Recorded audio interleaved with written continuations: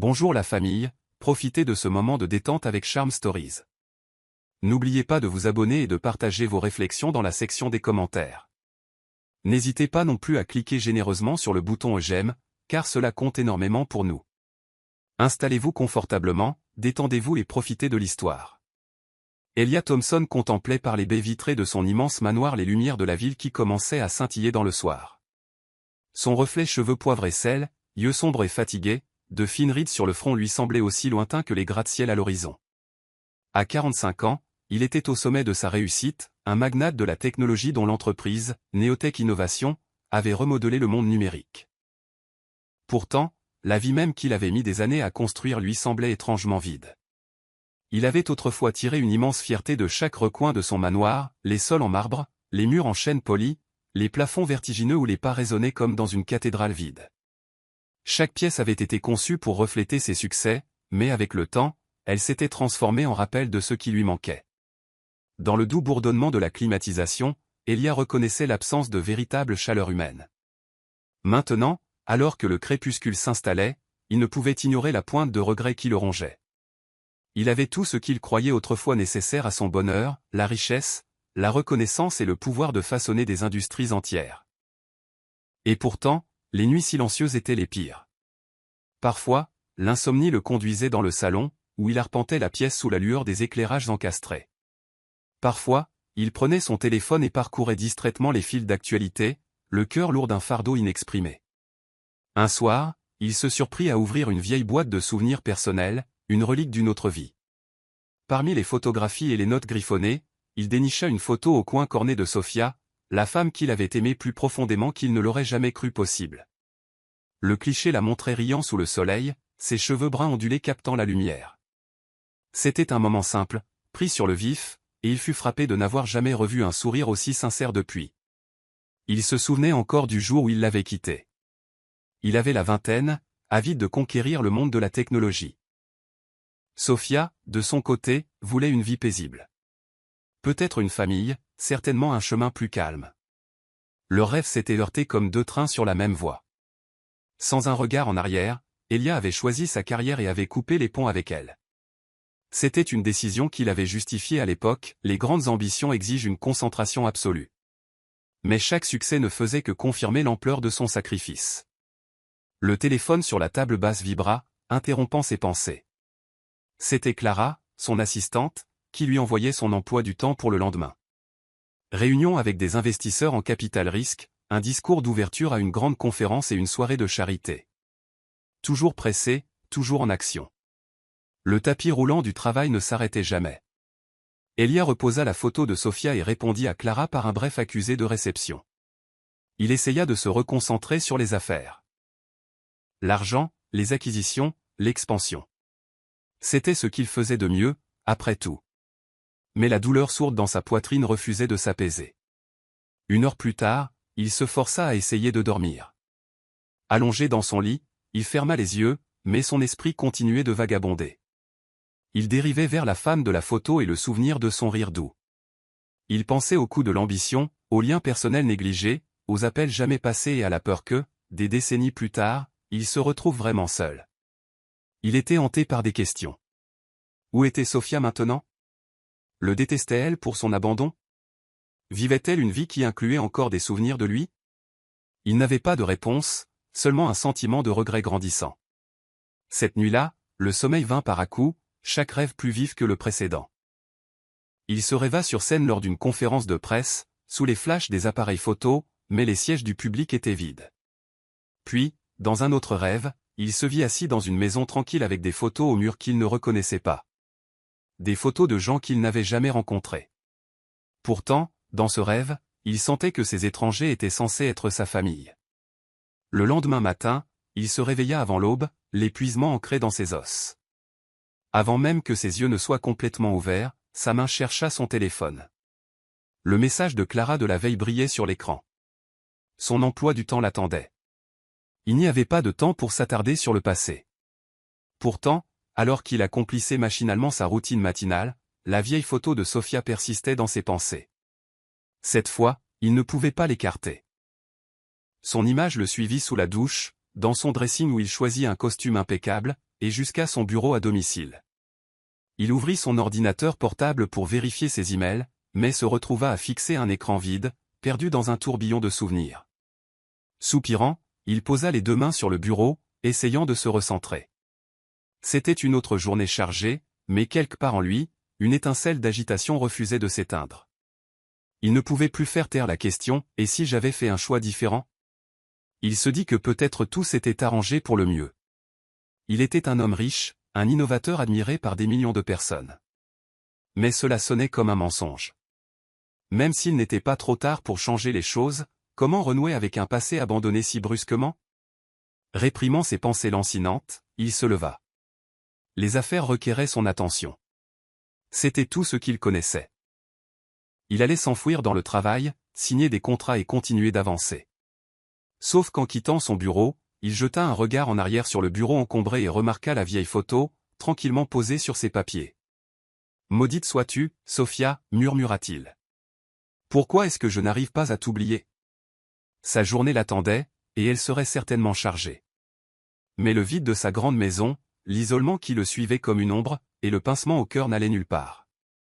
Le monde voyait Elia Thompson comme un titan, mais derrière les portes closes, le fardeau du succès pesait plus lourd que n'importe quelle récompense. Tard ce soir-là, Elia parcourait un site d'actualité en ligne pour se détendre après une autre journée de 12 heures. C'était un de ses rituels, se tenir au courant des grands titres mondiaux, des mises à jour technologiques et des prévisions du marché. Pourtant, un article sur les foyers pour adolescents locaux l'arrêta net. Le titre disait « Les adolescents à risque cherchent une lueur d'espoir dans des foyers surpeuplés ». Ses yeux s'attardèrent sur les photos de jeunes visages. Certains semblaient méfiants, d'autres pleins d'espoir, mais tout étaient des images d'enfants et d'adolescents qui manquaient de foyers stables. L'article détaillait les conditions désastreuses, des installations sous-financées, des enfants dormant sur des lits de camp dans des pièces exiguës, et un personnel luttant pour fournir un soutien émotionnel avec des ressources limitées. Il mentionnait également des réussites personnelles, des adolescents qui, avec l'aide de sponsors bienveillants, étaient allés à l'université ou avaient trouvé un emploi stable. Elia parcourut les paragraphes, et quelque chose dans ces histoires l'attira. Il avait l'habitude de lire des récits de réussite philanthropique, mais ce soir-là, les images ne le quittaient pas. Il cliqua sur les vidéos intégrées, regardant des interviews d'adolescents qui parlaient de la perte de leurs parents, de leur fuite de foyers abusifs ou de leur sortie du système de placement familial. Il y avait une sincérité poignante dans leur voix. Peut-être était-ce parce qu'il se souvenait de son propre manque de foyer aimant dans un coin de son enfance. Un père qui montrait rarement de l'affection, une mère souvent absente. Ou peut-être était-ce parce que le regret concernant Sophia le rendait vulnérable et nouvellement conscient de ses propres échecs. Quelle qu'en soit la raison, une vague d'empathie le submergea. Bien qu'il ait fait don de millions à diverses œuvres de bienfaisance au fil des ans, il ne s'était jamais impliqué directement. C'était toujours un chèque rapide, puis un communiqué de presse du bureau vantant la responsabilité sociale de l'entreprise. Mais maintenant, l'isolement qu'il ressentait semblait résonner avec le sort de ces adolescents. Il prit son téléphone, remarquant l'heure tardive, mais sa décision était prise. Il appela Clara. Elle répondit à la troisième sonnerie, sa voix polie mais teintée d'épuisement. « Elia, dit-elle. Il est presque minuit. Est-ce que tout va bien ? » « Je vais bien, Clara, répondit-il. Je suis désolé d'appeler si tard, mais j'ai besoin que tu m'organises une visite. Une visite, répéta-t-elle. Où ça ? Une autre start-up que vous envisagez d'acquérir ? Non, pas cette fois. Dans un foyer pour adolescents local. J'ai lu des articles à leur sujet, et j'aimerais voir par moi-même comment ils fonctionnent. Il y eut une pause à l'autre bout du fil. Clara était efficace et imperturbable, mais cette demande n'était clairement pas habituelle de la part de son patron. Bien sûr, dit-elle après un moment. Quel foyer aviez-vous en tête ? Il cita le nom de l'article. Un petit établissement appelé le foyer Rosewood. Je veux que ce soit discret. Pas de presse, pas d'angle corporatif. Juste une visite personnelle. Il sentait Clara prendre des notes. Je m'en occupe dès demain matin, dit-elle. Y a-t-il autre chose que vous souhaiteriez ? Il hésita. Non, c'est tout, répondit-il finalement. Merci, Clara. Quand il raccrocha, son cœur battait toujours la chamade. Il ne comprenait pas entièrement pourquoi il était si touché par ces histoires. Peut-être cherchait-il une forme de rédemption, un moyen de redonner de manière plus personnelle. Ou peut-être avait-il simplement besoin de se sentir utile à quelqu'un, de combler le vide qui était devenu son compagnon. Cette nuit-là, il ne put dormir. Il erra dans les couloirs de son manoir, s'arrêtant devant des peintures et des sculptures qui symbolisaient autrefois le triomphe mais qui semblaient maintenant de vaines décorations. Il pensait à ce foyer, aux jeunes qui l'abritaient et au personnel qui faisait de son mieux pour aider. C'était un monde différent de son bureau d'entreprise, mais il ressentait une attirance inexplicable pour lui. Le lendemain, Clara confirma la visite pour l'après-midi suivant. Elle lui assura que ce serait une visite discrète, sans photographe ni journaliste, juste une rencontre avec la directrice du foyer et une brève visite. Le moment venu, Elia s'habilla d'une simple chemise et d'un pantalon, abandonnant son costume sur mesure habituel. Il demanda à son chauffeur de prendre une voiture moins ostentatoire de sa flotte, une berline sobre au lieu des voitures de sport à accent grave-l'œil. Il ne voulait pas intimider ou éclipser les personnes même qu'il espérait comprendre. En approchant du foyer, il vit que c'était un modeste bâtiment en briques avec une enseigne délavée indiquant « Foyer Rosewood pour la jeunesse ». Le quartier portait les marques des difficultés, des murs couverts de graffitis, des détritus dans les caniveaux et un sentiment d'abandon. Son cœur battait la chamade. Il était sur le point d'entrer dans une réalité très éloignée des réunions de conseil d'administration et des pentouzes. À l'intérieur, une chaleur à laquelle il ne s'attendait pas l'accueillit. Une bénévole à la réception le reconnut l'avantage, ou le fardeau, d'être une personnalité publique. Elia demanda poliment que personne ne fasse d'histoire. La directrice, une femme d'âge mûr aux yeux bienveillants nommée Madame Hastings, vint à sa rencontre. Elle expliqua l'histoire du foyer, leurs défis quotidiens et les espoirs qu'ils nourrissaient pour les adolescents qui passaient par leurs portes. En visitant les espaces de vie exigus, Elia essaya d'ignorer son malaise. C'était un lieu de dernier recours pour de nombreux jeunes, mais il vibrait d'un courant sous-jacent d'espoir. Des dessins d'enfants couvraient les murs, beaucoup montrant des soleils éclatants, des fleurs ou des familles se tenant la main. Dans une petite salle commune, 2 adolescents jouaient à un jeu d'échecs usé tandis qu'une fille plus jeune lisait un livre en lambeaux. « Nous faisons ce que nous pouvons », continua Madame Hastings. « Nous nous concentrons sur l'éducation, le développement des compétences et le soutien émotionnel. Mais les ressources sont très limitées. » Elia hocha la tête, absorbant la gravité de la situation. Il aurait pu facilement signer un chèque sur le champ, mais pour une fois, il voulait plus qu'une simple transaction. Il demanda s'il pouvait parler à certains des adolescents, espérant entendre leurs histoires directement. Madame Hastings hésita mais finit par accepter, le guidant vers un petit salon où quelques adolescents traînaient. En regardant autour de lui, Elia aperçut une jeune fille dans un coin, assise sur un canapé usé, un livre sur les genoux. Ses cheveux sombres étaient attachés en un chignon désordonné. Elle ne participait pas à la conversation avec les autres. Au lieu de cela, elle semblait perdue dans son propre monde, les yeux parcourant les pages avec une intensité tranquille. Quelque chose dans son attitude, calme mais sur la défensive, attira son attention. Madame Hastings le remarqua et dit doucement, « C'est Jade. Elle est relativement nouvelle ici, avec nous depuis environ 2 mois. C'est un cas un peu difficile, mais elle est très brillante. » Elia ne pouvait l'expliquer, mais il se sentit attiré par elle, comme par une force inexplicable. Comme si elle sentait sa présence, Jade leva les yeux. Leurs regards se croisèrent, et à cet instant, Elia sentit une étrange agitation dans sa poitrine. Quelque chose de semblable à de la reconnaissance, bien qu'il ne l'ait jamais rencontrée auparavant. Elle détourna rapidement les yeux, méfiante. « Salut, dit-il doucement. Je m'appelle Elia. » Elle le scruta un long moment avant de répondre. « Ouais, je sais qui vous êtes. Vous êtes ce milliardaire qui fabrique des téléphones et tout ça. Qu'est-ce que vous faites ici ?» Il n'y avait aucune méchanceté dans son ton, juste de la curiosité mêlée à un peu de défi adolescent. « Je suis ici pour comprendre, je suppose, » répondit-il en s'asseyant sur un tabouret à quelques pas de là. « Et peut-être pour voir si je peux aider. » Ses sourcils se haussèrent légèrement. « Les gens comme vous ne viennent généralement pas ici, sauf pour la photo, » dit-elle en le regardant droit dans les yeux. « Mais il n'y a pas de caméra. » C'est intéressant. Elia esquissa un petit sourire. « Pas de caméra ?» acquiesça-t-il. « Je voulais une vraie conversation, pas un coup de pub. » Une lueur d'approbation traversa son visage, mais elle haussa les épaules, toujours sur ses gardes. « Eh bien, vous êtes au bon endroit. Ces tons ne peut plus réels. Ils parlèrent quelques minutes, avec prudence, de sujets anodins. Ce qu'elle aimait lire, comment se passaient les sessions de tutorat du foyer, quels étaient ses projets une fois qu'elle aurait 18 ans. Les réponses de Jade étaient courtes, mais il y avait une intelligence acérée sous ces mots.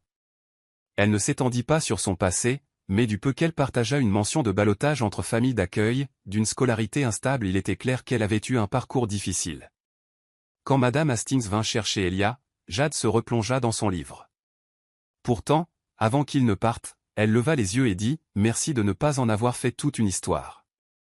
Bonne chance avec ce que vous essayez de faire. » Elia s'éloigna, troublé par la force de son envie de la revoir.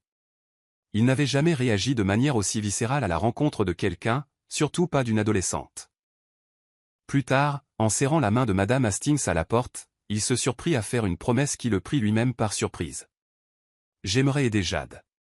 Financer son éducation, peut-être lui offrir une certaine stabilité. Est-ce quelque chose dont nous pouvons parler ?» Les yeux de Madame Hastings brillèrent d'un mélange de soulagement et de prudence. « Oui, bien sûr. Mais elle se méfie des nouvelles personnes dans sa vie, surtout des hommes qu'elle pense pouvoir l'abandonner. Si vous êtes sérieux, Monsieur Thompson, j'espère juste que vous êtes prêt à aller jusqu'au bout. » Elia hocha la tête, pleinement conscient qu'il venait de prendre un engagement qui pourrait changer sa vie et, espérait-il, celle de Jade.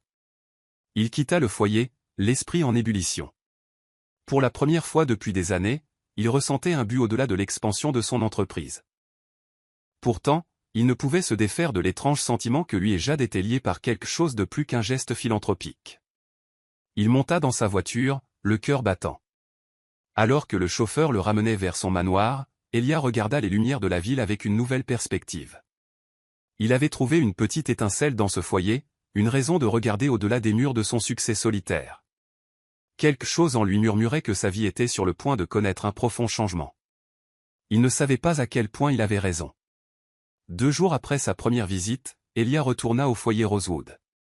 Cette fois, il arriva avec un plan plus concret, parler directement à Jade de devenir son sponsor. Il avait déjà consulté son équipe juridique pour comprendre le processus, s'assurant qu'il n'y ait pas de piège caché. Il était préparé à de nombreuses éventualités, y compris un rejet catégorique de son offre par Jade. Mais le lien inexplicable qu'il avait ressenti lors de leur brève conversation le poussait à avancer. Madame Hastings l'accueillit dans son bureau exigu. Elle semblait sincèrement heureuse de le revoir si tôt. « Je ne pensais pas que vous reviendriez si vite, » admit-elle. Peu de personnalités suivent leurs promesses. « Je me suis fait une promesse à moi-même, » répondit Elia. « Je ne veux pas décevoir Jade. » Elle hocha la tête avec approbation, puis l'escorta jusqu'à une petite salle de conférence qui servait aussi de salle de tutorat. Jade était déjà là, adossée à une table. Son expression était indéchiffrable, les bras croisés sur sa poitrine en signe de défense. « Vous êtes de retour » dit-elle en guise de salut. « Quelle est l'occasion » Elia s'assit, faisant signe à Madame Hastings de faire de même.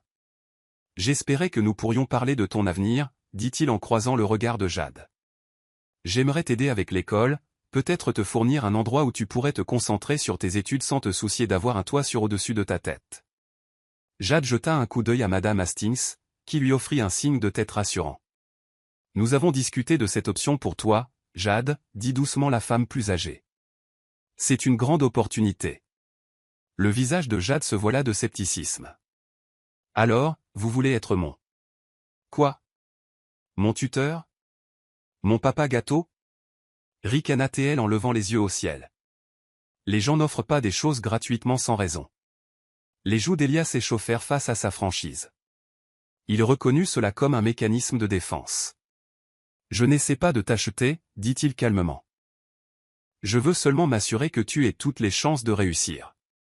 Si tu me le permets, je peux te soutenir pour l'école, le tutorat, tout ce dont tu as besoin pour poursuivre tes rêves. » Jade l'étudia un moment, les yeux plissés.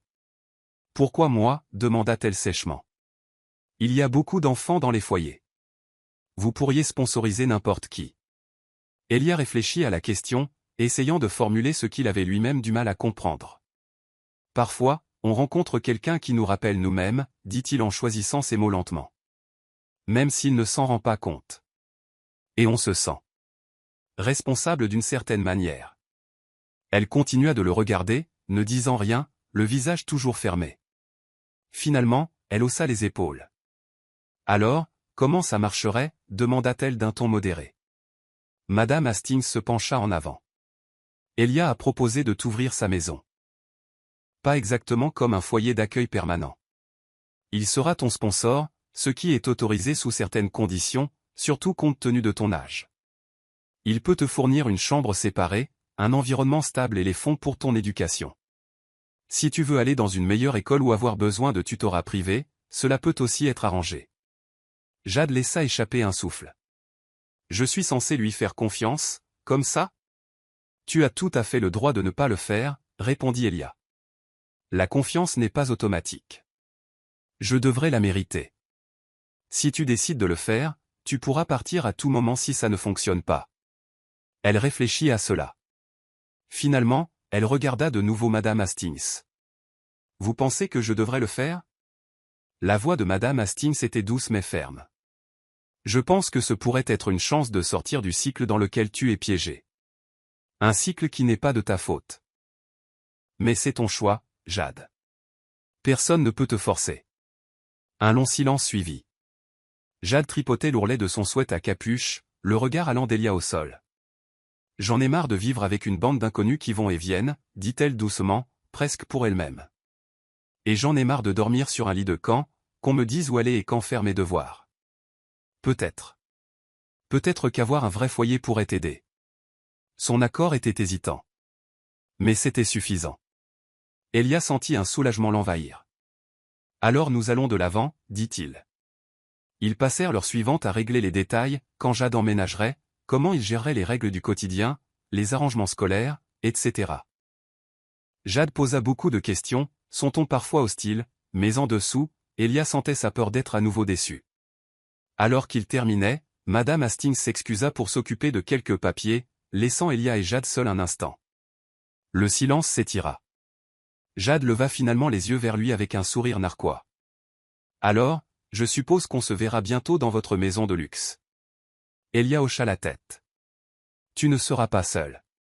J'ai du personnel, mais ils sont discrets. Et mon assistante, Clara, est merveilleuse. Elle t'aidera avec tout ce dont tu as besoin. Jade eut un sourire en coin. Clara, hein. Vous avez donc tout un entourage. Il sourit, appréciant son ton sarcastique. Disons simplement que j'ai des gens qui gèrent mon chaos. Avant qu'ils ne se séparent, l'attitude de Jade redevint sérieuse.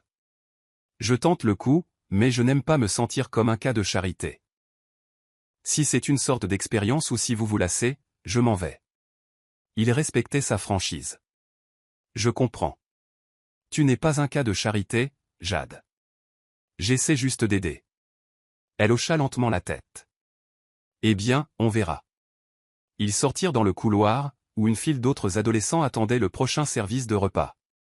Alors qu'Elia se dirigeait vers la sortie, un étrange sentiment d'anticipation monta en lui, mêlé de nervosité. Il était habitué aux salles de conseil, aux négociations et aux brevets logiciels. Il n'avait jamais navigué les complexités émotionnelles de s'occuper d'une adolescente auparavant. Pourtant, pour la première fois depuis longtemps, il ressentit une lueur d'excitation pour l'avenir. Dehors, la journée était fraîche et lumineuse, une douce brise agitant les feuilles des arbres voisins. En montant dans sa voiture, il jeta un coup d'œil à la modeste façade du foyer dans le rétroviseur. Il sentit une détermination renouvelée, comme si un nouveau chapitre de sa vie venait de commencer. Il ne savait pas à quel point ce chapitre allait remodeler tout ce qu'il croyait savoir sur lui-même, et sur la famille. Jade arriva au manoir d'Elia une semaine plus tard avec un petit sac de sport en bandoulière. Le chauffeur qui l'avait envoyé la chercher l'aida à le porter, mais Jade refusa de lâcher la poignée. Elle insistait pour gérer ses propres affaires.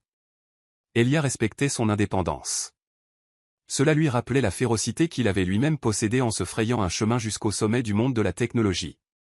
Debout dans le grand hall d'entrée, Jade regarda autour d'elle avec de grands yeux à peine voilés par un masque d'indifférence. Sol en marbre, piliers sculptés, un escalier majestueux, c'était un palais comparé aux foyers et familles d'accueil exigus qu'elle avait connus. Clara apparut, souriant chaleureusement.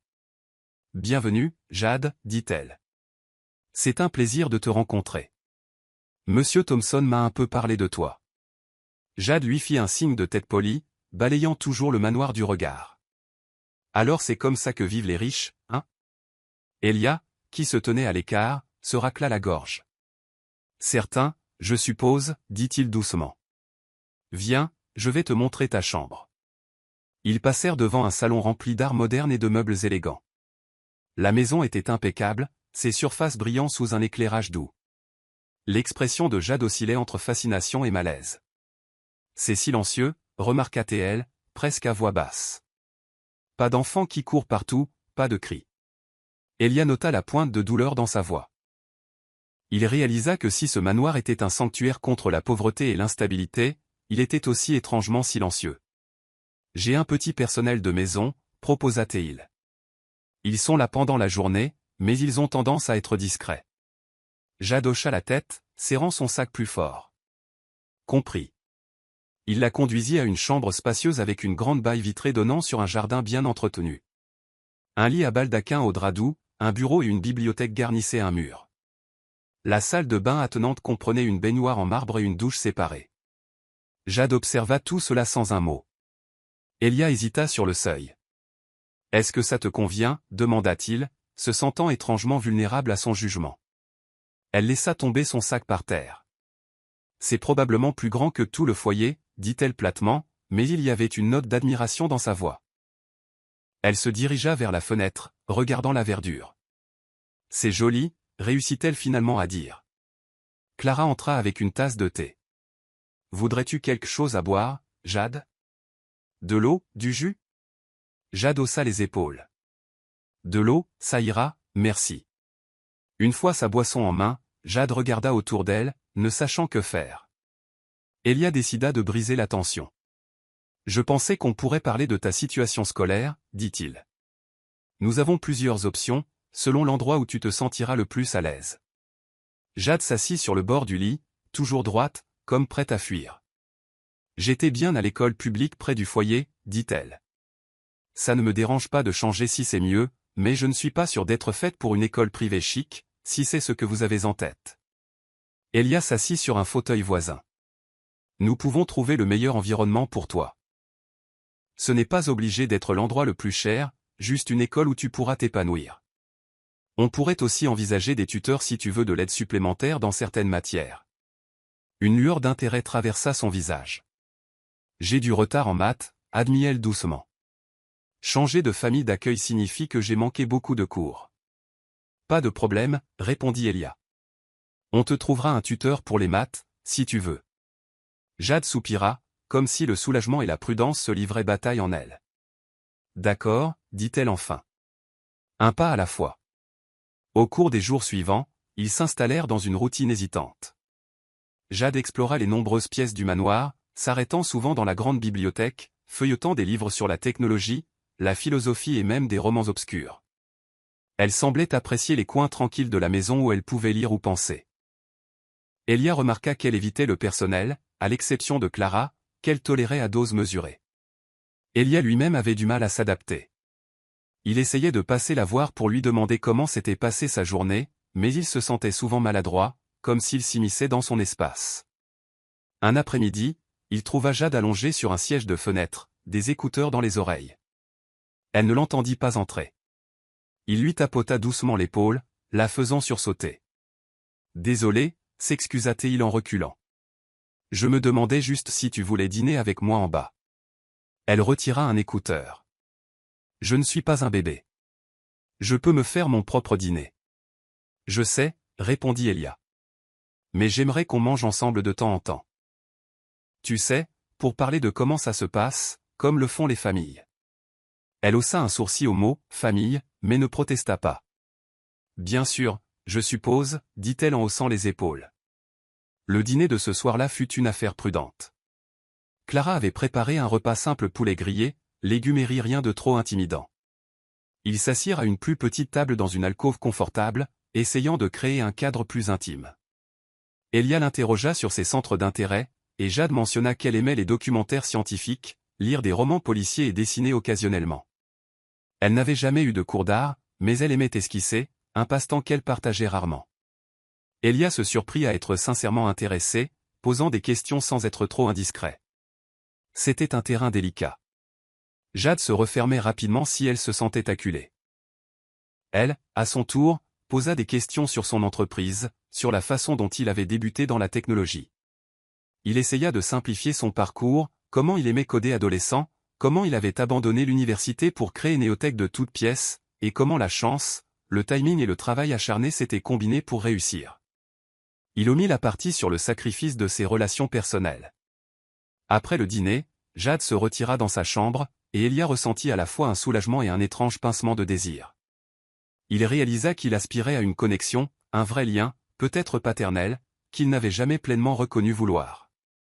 Mais Jade n'était pas prête à le voir comme une figure paternelle, et il ne prétendait pas assumer ce rôle. Pas encore. Pourtant, avoir quelqu'un d'autre dans la maison lui donnait une nouvelle énergie, même si cette énergie était teintée d'angoisse adolescente. Quelques jours après son arrivée, Jade eut une explosion émotionnelle. Tout commença par un incident mineur. Elle était rentrée en retard de l'école parce qu'elle avait perdu sa carte de bus. Elia lui demanda pourquoi elle n'avait pas appelé. Sa défense immédiate fut de l'accuser de la surveiller comme une enfant. Avant qu'il ne s'en rende compte, il se criait dessus dans le hall. « Ce n'est pas une prison », lança-t-elle. « Ne me traitez pas comme une gamine incompétente. »« Ce n'est pas ce que je fais », insista Elia, la voix tendue. « J'étais inquiet. Tu as disparu. » Elle leva les yeux au ciel. « Je me suis occupé de moi toute ma vie. Je n'ai pas besoin que vous me couriez après. » Il prit une profonde inspiration, essayant de se calmer. « Je suis désolé si j'ai semblé contrôlant, » dit-il en adoucissant son ton. « Je suis juste novice en la matière. » Elle se tut. Sa colère s'apaisant aussi vite qu'elle était montée. Des larmes menaçaient de couler au coin de ses yeux. « Je ne sais pas si je peux faire ça, » marmonna-t-elle. « Vivre ici, faire semblant de faire partie de quelque chose. » L'expression d'Elia s'adoucit. « Moi non plus, » admit-il. « On apprend tous les deux. Mais je ne veux pas abandonner, Jade. » « Et toi ?» Elle déglutit, évitant son regard. « Non, » murmura-t-elle finalement. « C'est juste. Je ne veux pas être abandonnée à nouveau. » Le moment flotta dans l'air, lourd de douleur non dite. Elia s'approcha, hésitant une seconde avant de poser une main hésitante sur son épaule. « Je ne partirai pas, » dit-il doucement. « Je te le promets. » Elle le regarda alors, les yeux remplis d'émotions contradictoires. Finalement, elle hocha la tête, reculant. « D'accord, » dit-elle. Sa voix à peine audible. La tension se brisa. Clara, qui était en arrière-plan, se racla doucement la gorge et demanda si quelqu'un voulait du thé. Jade laissa échapper un petit rire, secouant la tête, et se retira dans sa chambre. Elia s'effondra dans un fauteuil voisin, se sentant comme s'il venait de traverser une guerre émotionnelle. La semaine suivante, ils trouvèrent un équilibre précaire. Jade commença ses sessions de tutorat, et bien qu'hésitante au début, elle impressionna bientôt le tuteur par sa compréhension rapide des concepts avancés. Le personnel s'acquittait discrètement de ses tâches, respectant les limites de Jade. Elia veillait à ne pas être envahissant, mais il laissait les lignes de communication ouvertes. Lentement, Jade commença à croire qu'il était bien intentionné. Dans de rares moments, elle semblait presque contente, écoutant de la musique dans la bibliothèque, partageant occasionnellement des bribes de ses dessins, ou racontant une histoire drôle sur quelque chose qui s'était passé à l'école. Ces aperçus de sa garde qui baissait remplissaient Elia d'un sentiment d'espoir tranquille. Il se surprenait à attendre avec impatience de l'entendre parler de sa journée, de ses centres d'intérêt, même de ses plaintes. Pourtant, une partie de lui se demandait s'il ne s'aventurait pas sur un terrain paternel qu'il n'avait pas le droit de revendiquer. Il n'était que son sponsor, pas son père. Et de toute façon, ce rôle portait trop de poids. Les souvenirs de Sophia, la question de ce qui aurait pu être. Il chassa ses pensées, se concentrant sur le présent. Jade était ici, sous sa garde, et c'était suffisant. Mais le destin remuait déjà les choses de manière invisible. Alors qu'Elia et Jade construisaient timidement leur nouvelle vie ensemble, le passé, longtemps enfoui et à moitié oublié, refaisait lentement surface, prêt à entrer en collision avec le présent de la manière la plus inimaginable qui soit. Un mois s'écoula dans un flou de progrès hésitants. Jade s'intégra dans sa nouvelle école. Bien qu'elle ait dû faire face aux soupçons initiaux de ses camarades de classe qui ne comprenaient pas comment une enfant de foyer avait pu atterrir dans un manoir, son intelligence vive lui valut bientôt une place parmi les meilleurs élèves. Elia, quant à lui, partageait son temps entre la direction de son empire et ses tentatives d'être présent pour Jade. Leurs interactions quotidiennes devinrent plus confortables, comme deux étrangers apprenant la langue de l'autre. Cependant, sous la surface, une connexion plus profonde était sur le point de se révéler. Un soir, de retour d'un voyage d'affaires, Elia trouva Jade assise dans le salon, organisant méthodiquement ses devoirs éparpillés sur une table basse. Le soleil se couchait dehors, baignant la pièce d'une chaude lueur orangée. « Comment ça a été » demanda-t-il en posant sa valise près de la porte. Jade haussa les épaules sans lever les yeux. « Bien. Pas de drame pendant votre absence. » Il hocha la tête, se souvenant de leur pacte. Elle lui enverrait un texto si quelque chose d'important se produisait, et il ferait de même. C'était leur version pour rester en contact sans être envahissant. Il desserra sa cravate et s'assit sur le canapé en face d'elle. « Besoin d'aide pour quelque chose ?» Elle secoua la tête. « Pas vraiment. Mais vous pouvez me tenir compagnie si vous voulez. » Il sourit. Cette petite invitation ressemblait à une victoire significative. Au cours de l'heure suivante, ils discutèrent par intermittence de ses devoirs. Elle lui parla d'un projet de groupe en biologie et de la façon dont l'un de ses camarades, qu'elle appelait « Monsieur Fainéant », ne faisait pas sa part du travail. Elia lui offrit quelques conseils diplomatiques sur la gestion de la dynamique de groupe, et elle écouta avec un réel intérêt. Puis elle s'arrêta, tapotant son crayon sur un cahier.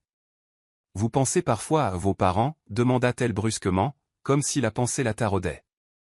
Elia cligna des yeux, pris au dépourvu. « Parfois, dit-il lentement. Mon père était distant, et ma mère est morte quand j'étais jeune. » Pourquoi cette question? Jade haussa les épaules. Juste. Je ne connais pas mon père. J'ai grandi avec ma mère jusqu'à ce qu'elle parte. Ensuite, ce furent les familles d'accueil et les foyers. Je suppose que parfois je me demande s'il sait même que j'existe. Elia sentit une tension soudaine dans sa poitrine. Ce n'était pas inhabituel pour Jade de faire référence à son passé difficile, mais il sentait ici un désir plus profond. « Je suis désolé, dit-il, la voix douce. Tu n'as jamais eu d'indice sur lui ? » Elle détourna le regard. « Maman ne m'a jamais beaucoup parlé. Juste que c'était un homme qu'elle avait aimé il y a longtemps, mais qu'il était parti. Elle disait toujours que je lui rappelais. » Une pointe de culpabilité et de regret traversa Elia alors qu'il se souvenait de Sophia, la femme qu'il avait autrefois aimée. Il essaya de réprimer ce sentiment de malaise. C'était sûrement une coïncidence que la mère de Jade ait aussi été abandonnée, n'est-ce pas? Il écarta cette pensée, se concentrant sur l'expression de Jade. Ça doit être difficile. Elle hocha la tête, déglutissant difficilement. Peut-être. Je me suis habitué à ne pas avoir de famille. Le cœur d'Elia se serra. Impulsivement, il tendit la main et lui serra rapidement la sienne. Eh bien, tu as des gens qui se soucient de toi maintenant, dit-il, la voix tendue. Tu n'es pas seul. Elle laissa sa main reposer sur la sienne un instant avant de la retirer doucement. Je sais, murmura-t-elle. Au fil des jours, les références de Jade à sa mère devinrent plus fréquentes. Il était clair qu'elle était aux prises avec des questions persistantes et des émotions non résolues. Elia écoutait, offrant le soutien qu'il pouvait sans être indiscret. Il pensait occasionnellement à sa propre jeunesse et à la façon dont elle l'avait façonnée, mais il n'exprima jamais le parallèle à voix haute.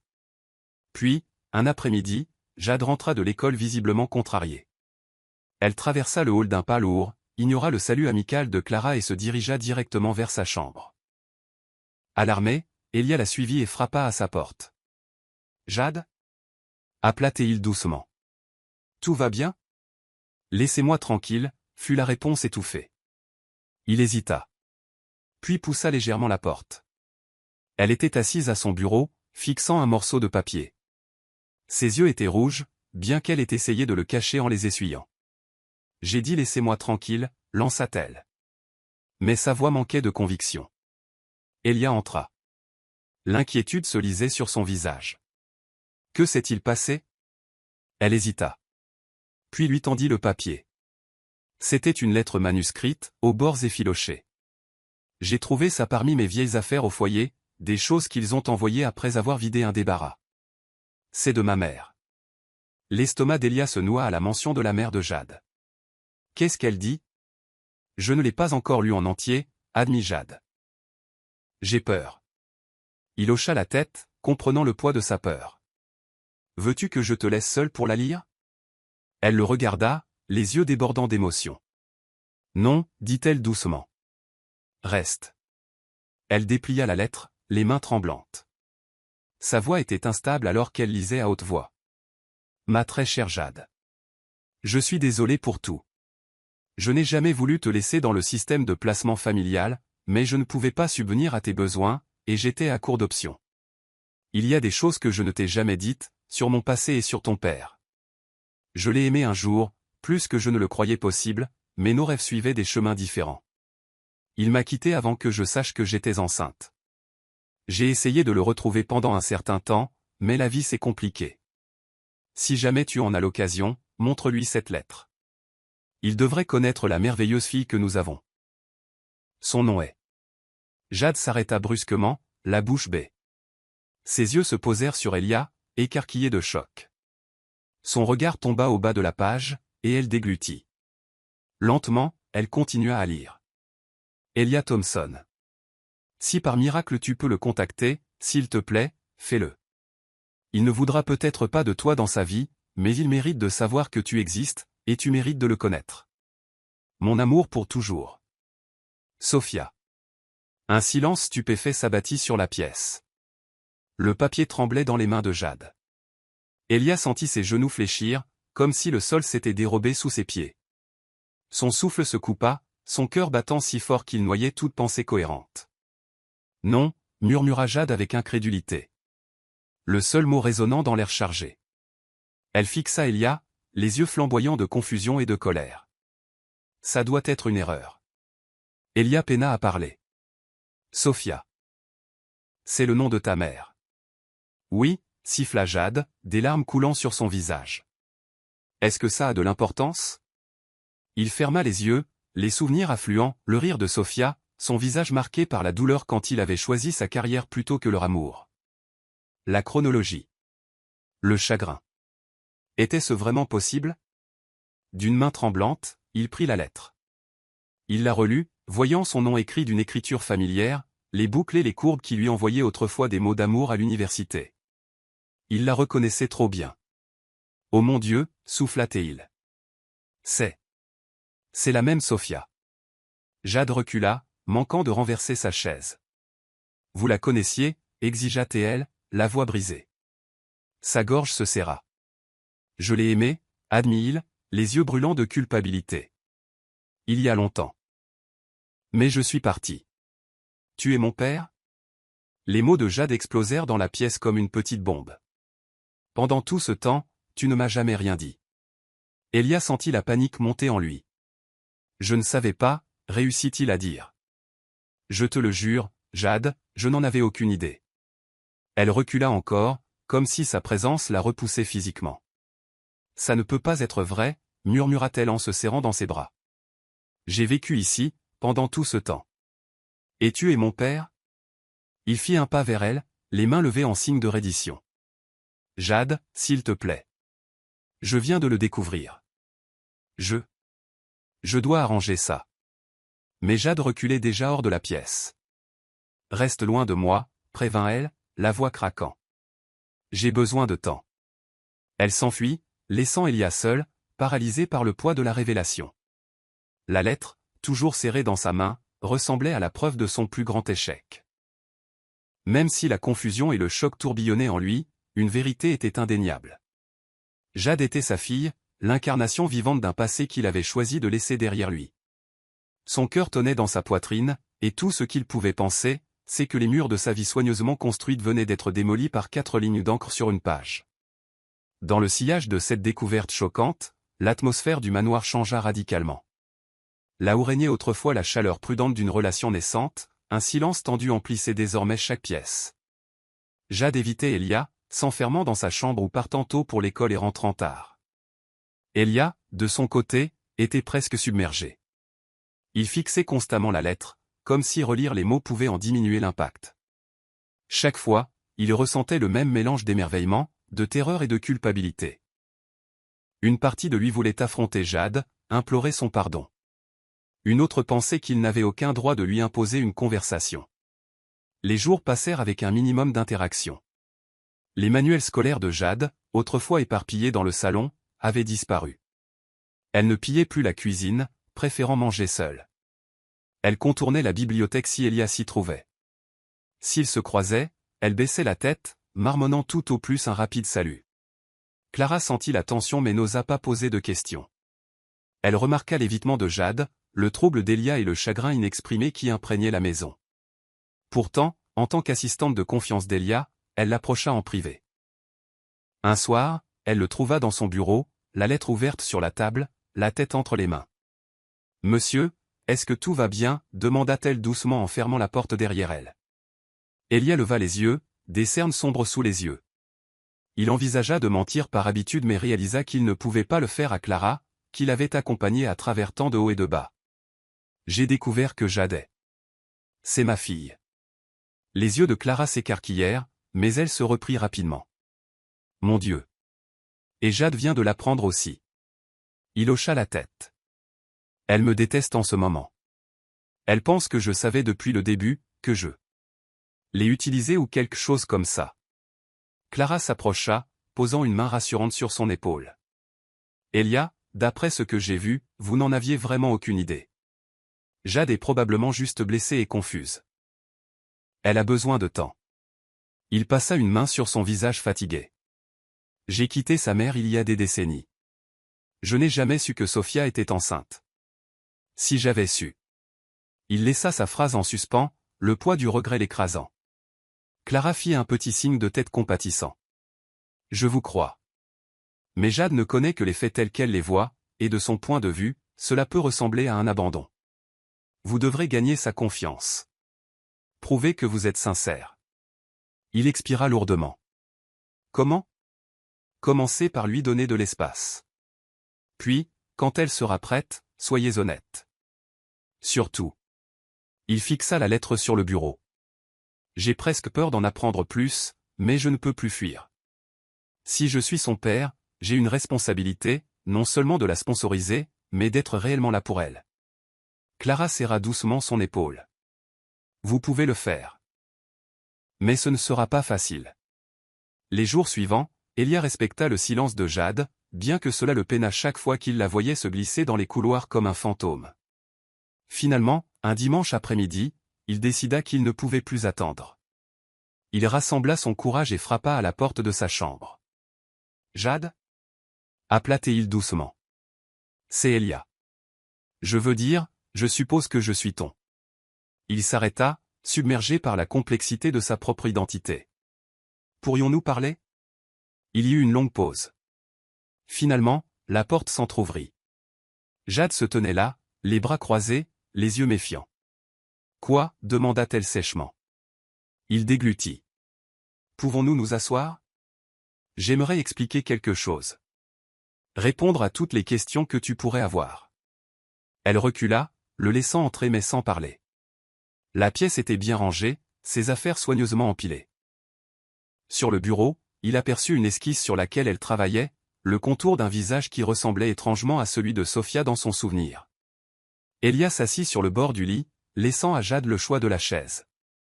Elle s'assit, les bras toujours croisés, la posture rigide. Il prit une profonde inspiration. « Je suis désolé » commença-t-il, la voix tremblante.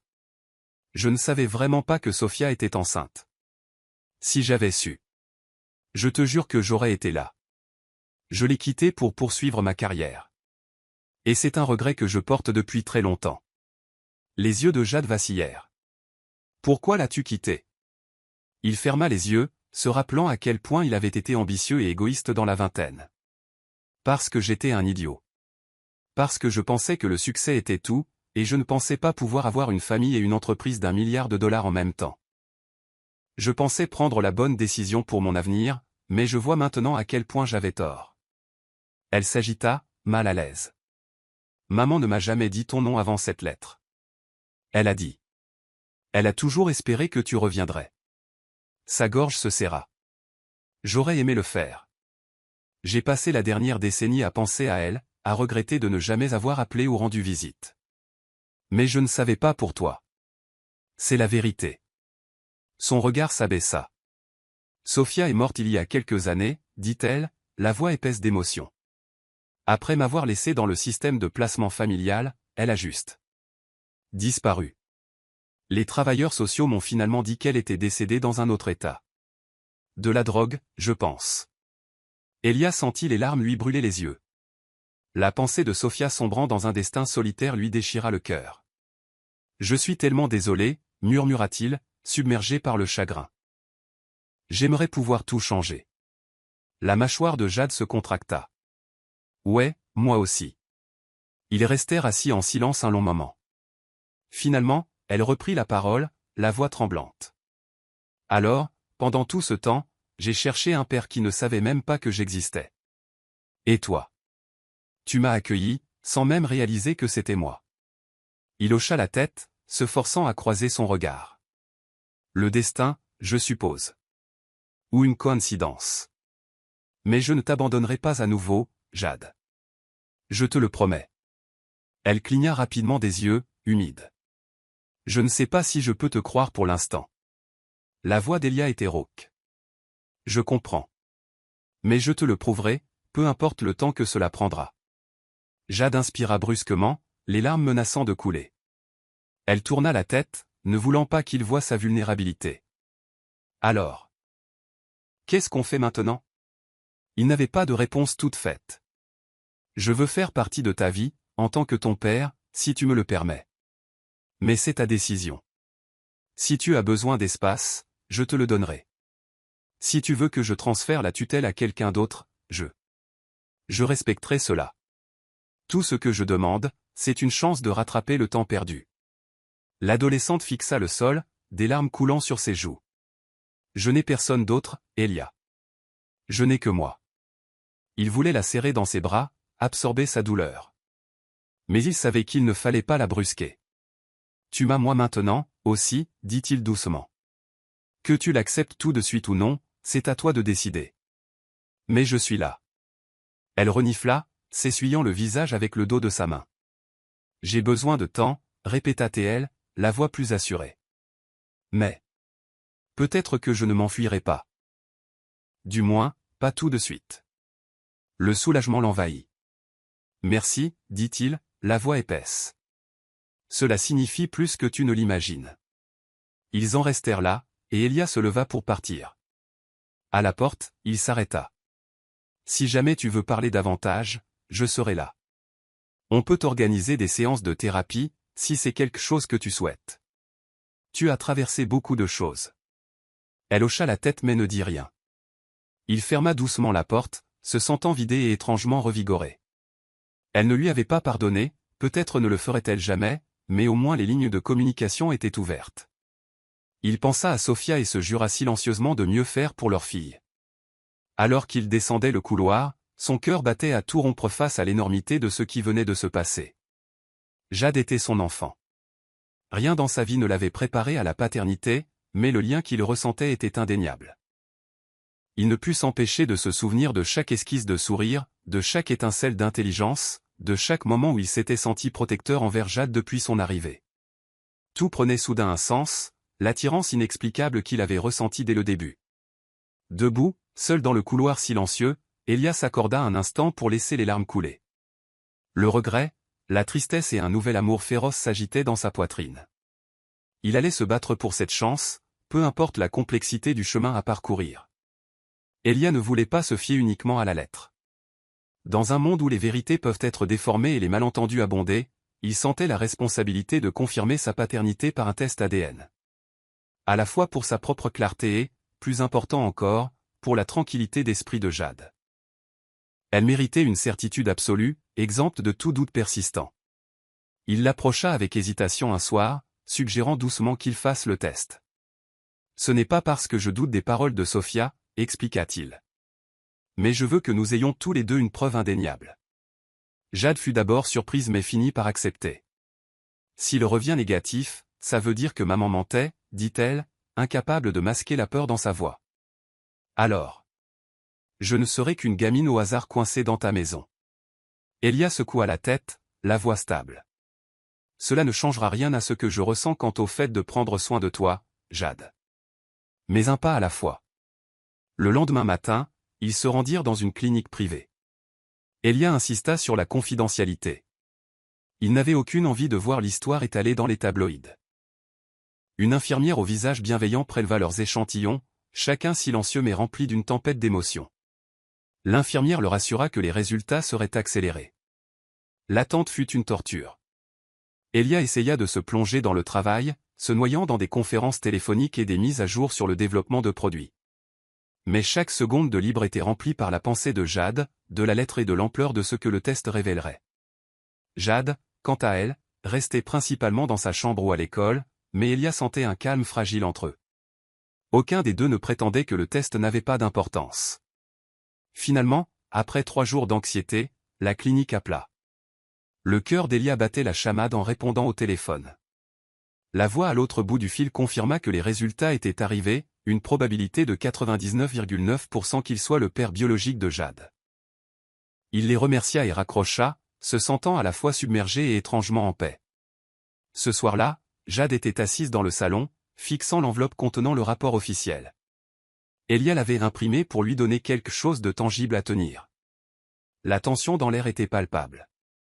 « Je suppose que c'est réglé », dit-elle doucement, son doigt traçant le bord de l'enveloppe. Elia hocha la tête, s'enfonçant dans un fauteuil en face d'elle. « Je suis désolé que tu aies dû traverser toute cette incertitude. » Elle prit une inspiration tremblante. « J'ai passé toute ma vie à me demander qui était mon père. Maintenant je sais que c'est toi. » Il se racla la gorge, la voix douce. « Comment te sens-tu par rapport à ça ?» Elle leva les yeux, brillant de larmes qu'elle essayait de retenir. En colère. Confuse. Soulagée. Un petit rire lui échappa. Tellement de choses à la fois. Il offrit un doux sourire. Je comprends. Je ressens aussi 1 million de choses différentes. Ils tombèrent dans le silence jusqu'à ce que Jade ouvre enfin l'enveloppe, parcourant les résultats imprimés.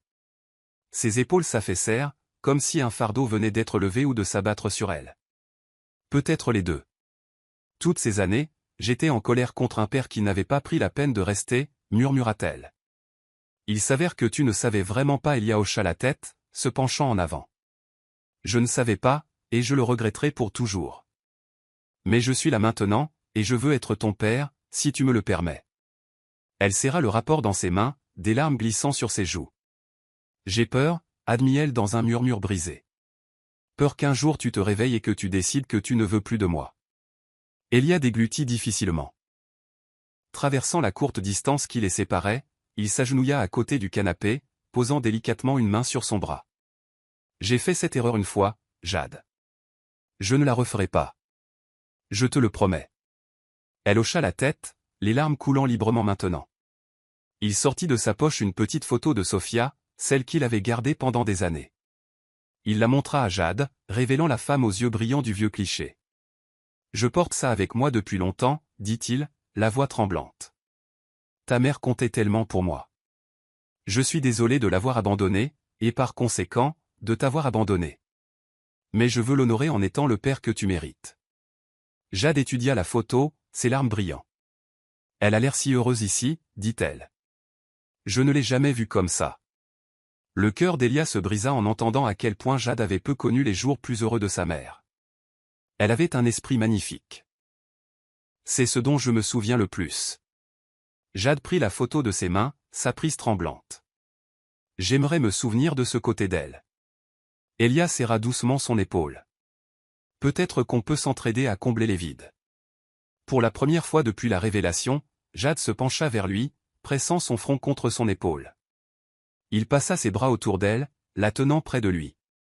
Elle pleura doucement, et il sentit des larmes chaudes couler sur ses propres joues. Ils restèrent ainsi un long moment, père et fille, trouvant un fragile moment de réconfort au milieu du chaos. Quand Jade se recula, elle s'essuya les joues. Je ne sais pas comment faire, ce truc de père-fille, admit-elle avec un sourire larmoyant. Elia rit doucement. Moi non plus, mais on peut trouver ensemble. Elle hocha la tête, respirant de manière saccadée. Merci. Il se rassit sur le canapé, et ils passèrent l'heure suivante à parler à voix basse de Sophia. De ses petites habitudes, de la nourriture qu'elle aimait, du sens de l'humour qui avait fait tomber Elia amoureux d'elle.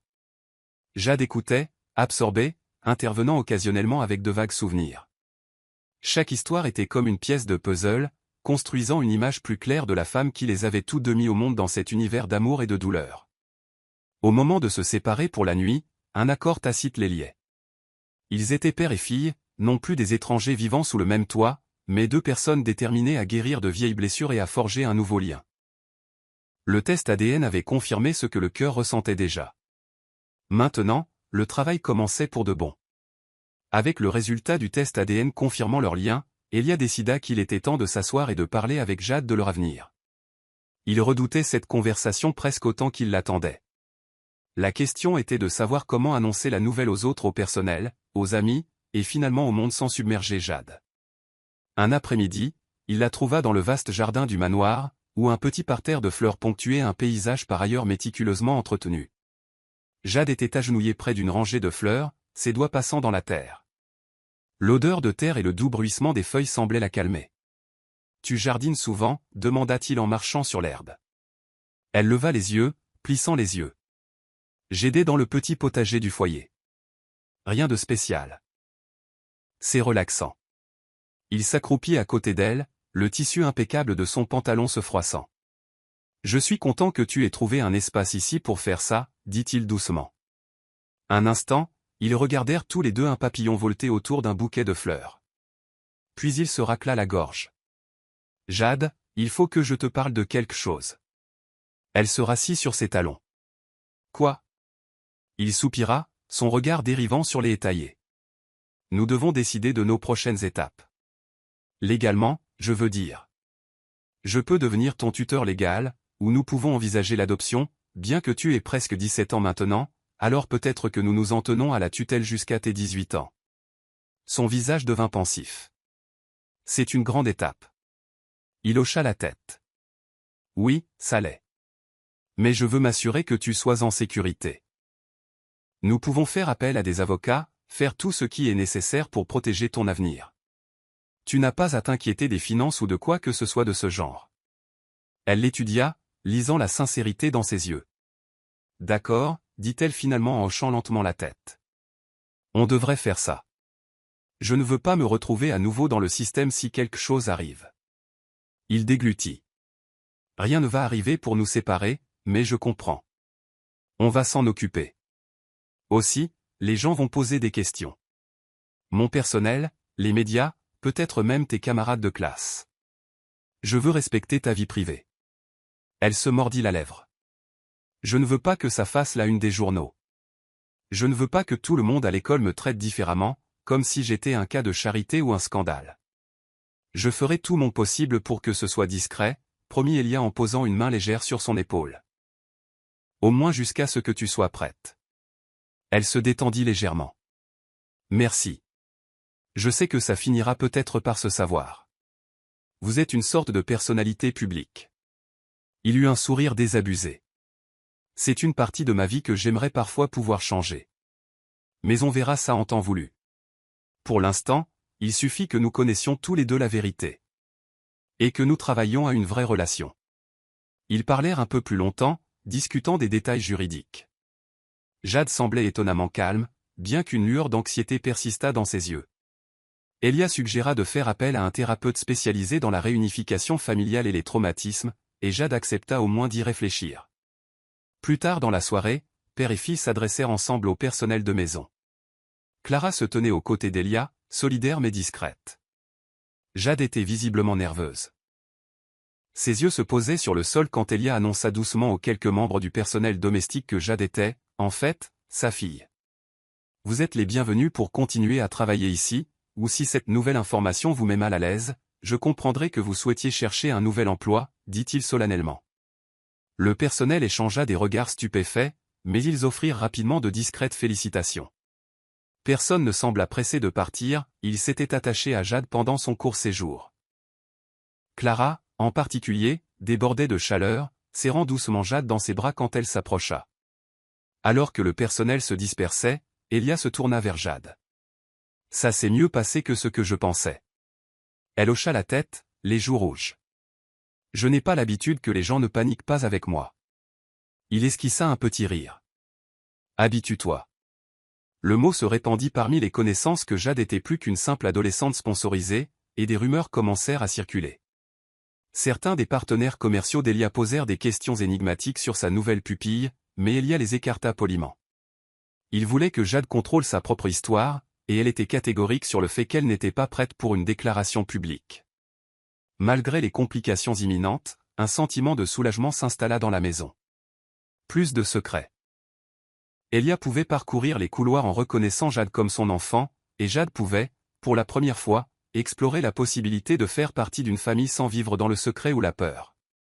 Bien sûr, les ressentiments et les douleurs persistants ne disparurent pas du jour au lendemain, mais la tension s'adoucit lentement en une acceptation prudente. Une nuit, père et fils s'assirent sur la terrasse arrière sous des guirlandes lumineuses. Une douce brise agitait les arbres, et la skyline de la ville brillait au loin. Jade sirotait un chocolat chaud pendant qu'Elia buvait une tasse de thé. Ils se remémorèrent leur rencontre au foyer Rosewood, une rencontre qui semblait maintenant à la fois surréaliste et prédestinée. Jade ferma les yeux, se penchant en arrière sur une chaise de patio.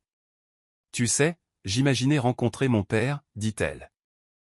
Jamais pensé que ce serait comme ça. » Elia posa une main réconfortante sur son épaule. « Moi non plus. » Elle lui jeta un coup d'œil, un sourire timide se dessinant sur ses lèvres. « Je commence à penser que ce n'est pas si mal, finalement. » Il sentit une chaleur fleurir dans sa poitrine. « Moi aussi. » Ils trinquèrent avec leur tasse dans un toast silencieux à un avenir incertain mais plein d'espoir. À cet instant, la grande révélation ressemblait moins à une tempête qu'à l'aube après une longue nuit. Une chance de reconstruire, de trouver la paix, et peut-être même le bonheur. Bien que la grande révélation soit passée, le vrai travail ne faisait que commencer. Les cicatrices du passé de Jade, ces années à se sentir indésirable et l'abandon de sa mère ne disparurent pas du jour au lendemain. Elia avait sa propre culpabilité à gérer, des regrets concernant Sophia et le temps qu'il ne rattraperait jamais avec l'enfance de Jade.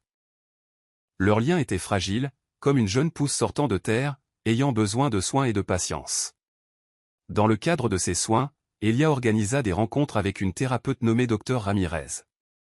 Elle était spécialisée dans la thérapie de réunification familiale, guidant les parents et les enfants séparés à travers les complexités de la construction de la confiance. Jade accepta avec une certaine réticence, mais après quelques séances, elle trouva l'attitude calme et l'empathie du docteur Ramirez étonnamment réconfortante. Au cours d'une séance, le docteur Ramirez se tourna vers Jade avec un doux sourire. « Que souhaiterais-tu qu'Elia comprenne de tes expériences en grandissant sans père ?»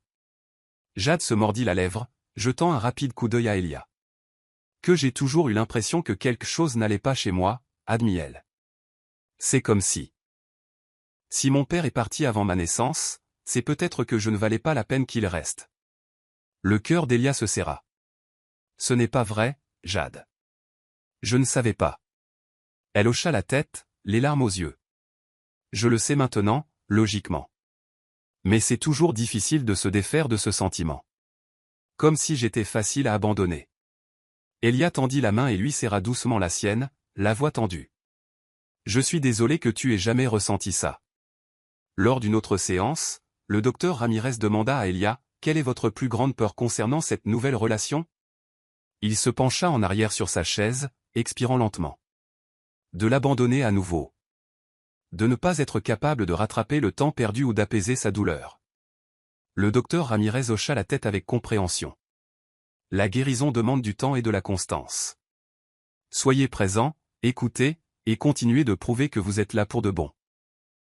C'est ainsi que la confiance se construit. En dehors de la thérapie, la vie quotidienne apportait son lot de défis et de petites victoires.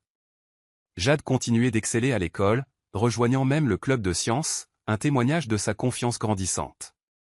Elle invitait parfois Elia à la voir lors des présentations du club, un geste qui le touchait profondément. Il se tenait au fond de la classe, fier comme un père pouvait l'être, alors que Jade présentait un projet ou expliquait un concept à ses camarades. Leur dynamique à la maison évolua également. Ils introduisirent plus de temps en famille, comme cuisiner ensemble une fois par semaine. Elia n'était pas un génie culinaire, mais Jade avait appris quelques astuces des cuisiniers du foyer. Elle lui montrait comment bien couper les légumes pendant qu'il la taquinait sur son air de chef sérieux. Dans ces moments-là, le rire comblait le fossé entre eux, offrant un aperçu de l'amour qui pourrait un jour définir leur relation. Pourtant, tous les moments n'étaient pas roses. Jade luttait toujours avec des cauchemars, des flashbacks de moments plus difficiles dans le système de placement familial. Elle se réveillait en panique certaines nuits, le cœur battant à tout rompre en revivant le passage d'un foyer étranger à un autre. Parfois, Elia entendait ses pleurs étouffés à travers les murs. Il frappait doucement, proposant de s'asseoir avec elle, parfois elle le laissait faire, d'autres fois elle lui demandait de partir. Il respectait ses souhaits, mais le chagrin de voir son enfant en détresse alimentait sa détermination à être une force stable dans sa vie. Un samedi, Jade l'approcha dans la cuisine, tripotant les cordons de son sweat à capuche. Alors, le week-end prochain, il y a cet événement bénévole au foyer Rosewood, dit-elle en levant timidement les yeux. Je pensais y aller pour aider. Peut-être que tu voudrais venir. Le visage d'Elia s'illumina. Oui. Absolument. J'adorerais. Elle sourit, un sourire sincère qui atteignit ses yeux. Cool. Le jour venu, ils passèrent la matinée à aider le personnel du foyer à réorganiser les dons et à décorer la salle commune principale. Elia travaillait aux côtés de Jade, lui passant des boîtes de livres et discutant avec des bénévoles qui s'émerveillaient de sa présence. Madame Hastings, la directrice du foyer, s'approcha et serra Jade dans ses bras, remarquant à quel point elle avait l'air plus radieuse. « Vous deux, vous semblez bien vous entendre, dit-elle, son regard passant de Jade à Elia avec approbation. Jade rougit un peu, haussant les épaules. « On essaie. » Madame Hastings lui tapota le dos. « C'est tout ce qui compte. » Elia ne pouvait cacher sa fierté. C'était surréaliste d'être reconnu comme le père de Jade à l'endroit même où il l'avait rencontré. Il y avait une certaine poésie à aider l'institution qu'il avait autrefois abritée. Comme s'il remboursait une dette de gratitude. Après une longue journée, ils sortirent ensemble, fatigués mais satisfaits. Jade se tourna vers lui avant de monter en voiture. « Merci d'être venu, dit-elle doucement. Je sais que ce n'est pas ton genre de scène habituelle. » Il sourit en déverrouillant les portes. « C'est en train de devenir rapidement ma scène préférée. » Elle leva les yeux au ciel avec une exaspération ludique mais ne put cacher son sourire. Ils montèrent en voiture, la lueur chaude du coucher de soleil brillant à travers les vitres. Elia démarra le moteur, un sentiment de calme contentement l'envahissant. Il jeta un coup d'œil à Jade, qui regardait par la fenêtre, un léger sourire persistant sur ses lèvres. Le reflet du soleil couchant jetait une douce lumière sur son visage, et Elia ressentit une pointe de gratitude qu'elle soit là, avec lui, forgeant un lien qui semblait autrefois impossible. À cet instant, il se jura silencieusement de continuer à reconstruire la confiance qu'elle avait commencé à lui offrir. Il serait présent, écouterait et ferait de son mieux pour être le père qu'elle méritait. Ils avaient parcouru un long chemin depuis le jour où il était entré au foyer Rosewood sur un coup de tête. Maintenant, il n'y avait plus de retour en arrière possible, seulement un avenir que ni l'un ni l'autre n'avait osé imaginer. Un an s'était écoulé depuis l'emménagement de Jade, et plus de 6 mois depuis la révélation stupéfiante qu'elle était la fille d'Elia. Ce qui avait commencé comme un acte de parrainage s'était transformé en quelque chose de profondément significatif pour eux deux. Le manoir, qui ressemblait autrefois à une forteresse solitaire, était maintenant un foyer animé de rires partagés, de débats animés et même de disputes occasionnelles. Jade avait maintenant 17 ans, se préparant aux examens et envisageant l'université. Elle excellait en sciences et envisageait un avenir en ingénierie ou peut-être en études environnementales. Elia, désireux de soutenir ses rêves, l'encourageait à visiter divers campus, offrant même de mettre en place des mentorats. Malgré son scepticisme persistant à l'égard du népotisme, elle lui permit d'ouvrir des portes, à ses conditions. Un matin de printemps ensoleillé, ils se tenaient ensemble dans le jardin, à l'endroit même où Jade s'occupait autrefois seule des fleurs. C'était maintenant un lieu de réflexion et de tranquillité pour eux deux. Un jardinier les aida à creuser un petit trou près d'un arbre en fleurs. Jade plaça délicatement le jeune arbre dans le sol, pressant ses mains dans la terre. Elia la rejoignit, stabilisant le jeune tronc. C'était un délicat érable du Japon, ses feuilles pourpres captant la lumière. « C'est pour maman, » dit Jade, la voix tremblante d'émotion. Un rappel que de bonnes choses peuvent encore pousser, même après une tempête. Elia hocha la tête, déglutissant difficilement. Elle aurait adoré ça. Ils travaillèrent en silence pendant un moment, remplissant le trou, tassant la terre. La brise portait le parfum des fleurs fraîches, et le bourdonnement lointain de la circulation offrait une douce toile de fond. Une fois qu'ils eurent terminé, ils se levèrent, admirant le jeune arbre. Il semblait fragile mais déterminé, un peu comme le lien qu'ils partageaient. Clara sortit de la maison, portant 2 verres de limonade. Elle en tendit un à Jade, l'autre à Elia. Beau choix, commenta-t-elle en hochant la tête vers l'arbre. Je n'ai jamais vu un érable du Japon aussi vibrant. Jade sirota sa limonade et sourit. Ouais, il est spécial. Elia passa un bras autour des épaules de Jade. Elle se pencha contre lui, juste un peu, un geste qui en disait long sur le chemin parcouru.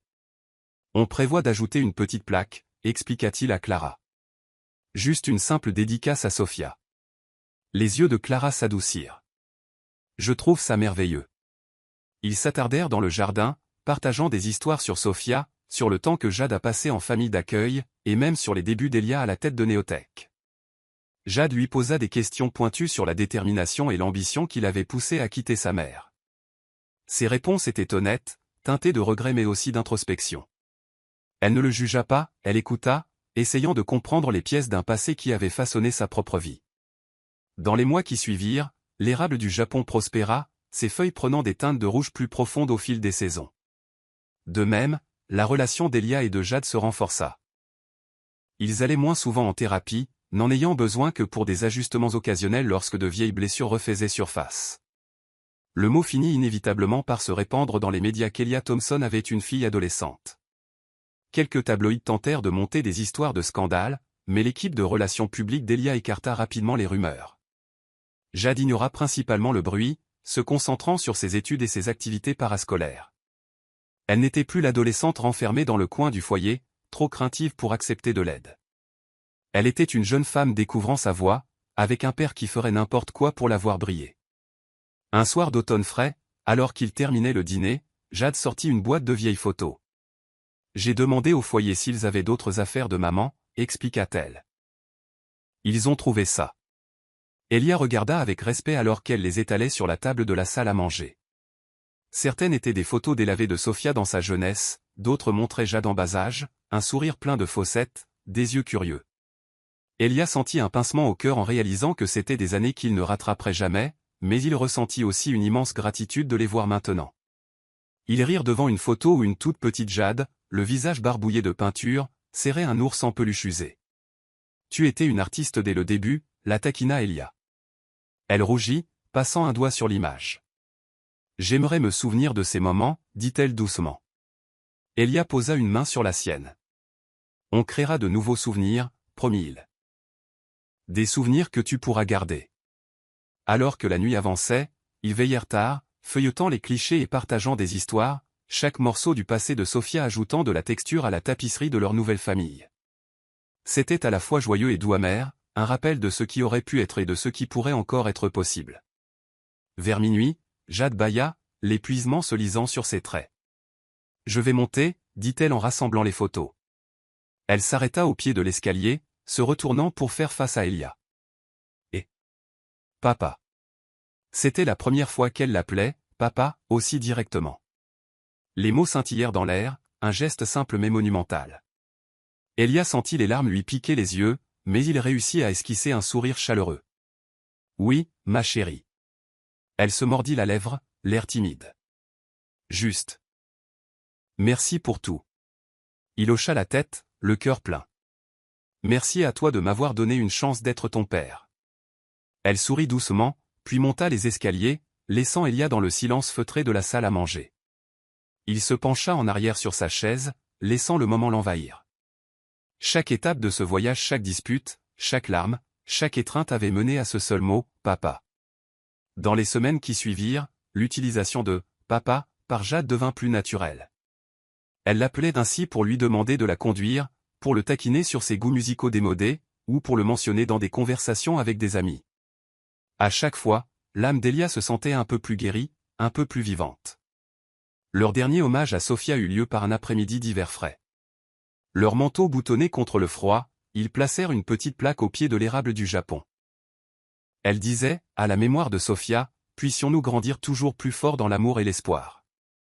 Jade s'agenouilla dans la neige, écartant les feuilles mortes. Elia posa une main sur son épaule. Ils restèrent en silence, respirant l'air froid, chacun perdu dans ses pensées sur la femme dont l'absence les avait façonnés tous les deux. Merci de m'avoir appris à la connaître, murmura Jade. De ne pas la laisser être oubliée. Les yeux d'Elia s'embuèrent. Elle fera toujours partie de nous. Et c'est ainsi, alors qu'une légère neige commençait à tomber, qu'ils se tinrent ensemble, père et fille. À jamais liés par les fils d'un passé qui les avait conduits à un avenir commun. Le manoir, autrefois une prison d'isolement, était devenu un sanctuaire de seconde chance. Et dans le silence feutré de la neige qui tombait, leur histoire continuait de se dérouler, un témoignage de la résilience de l'amour, du pouvoir de la vérité et de la beauté d'une famille renaissante. Je suis heureux que vous soyez arrivés jusqu'au bout. J'espère que vous avez apprécié l'histoire. N'hésitez pas à cliquer généreusement sur le bouton j'aime et à vous abonner pour plus de récits captivants comme celui-ci. Nous aimerions beaucoup avoir de vos nouvelles. Quelles leçons avez-vous tirées de cette histoire? Partagez vos réflexions dans les commentaires ci-dessous. À bientôt pour la prochaine histoire.